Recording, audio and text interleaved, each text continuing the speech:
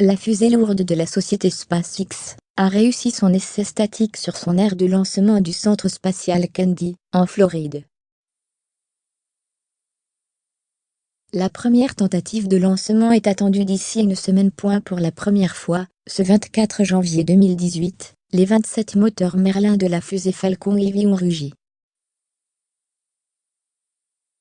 Pendant 12 secondes, peu après 18h30, heure française, ils ont fonctionné simultanément sans problème sur l'aire de lancement 39A du centre spatial Kennedy, dégageant un énorme nuage de fumée.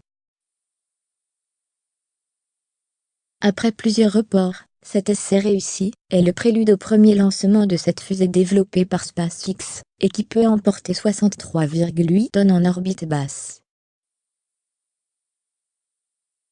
Dans un tweet expédié peu après la mise à feu, Elon Musk, le patron de SpaceX, a indiqué que le lancement devrait intervenir dans une semaine, mais guère plus. Falcon Heavy a été conçu à partir du premier étage de la fusée Falcon 9, déjà opérationnelle depuis plusieurs années. Elle est faite de 3 premiers étages de Falcon 9 réunis, chacun étant doté de 9 moteurs. Au total, sa poussée de 22 800 kN est donc assurée par 27 moteurs fonctionnant en même temps.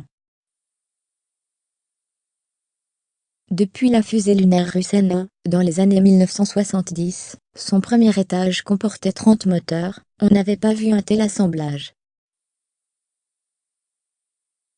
Avec ses 70 mètres de haut, et ses 1400 tonnes, Falcon Heavy est plus modeste que la mythique Saturne V lunaire, 111 mètres pour 2900 tonnes, mais elle sera toutefois la plus puissante fusée actuellement en service.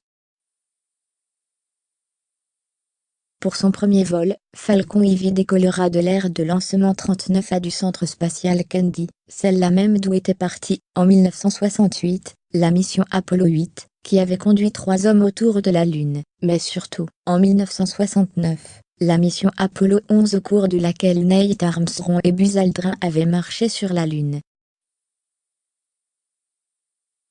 Enfin, en 1981, la première navette spatiale, Columbia, pilotée par John Young et Robert Crippen, avait aussi décollé du même endroit.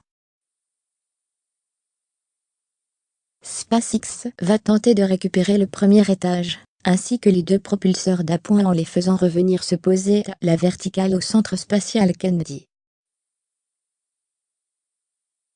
Ce vol comporte aussi une curiosité, la coiffe de la fusée emporte une voiture Tesla, produite par Elon Musk.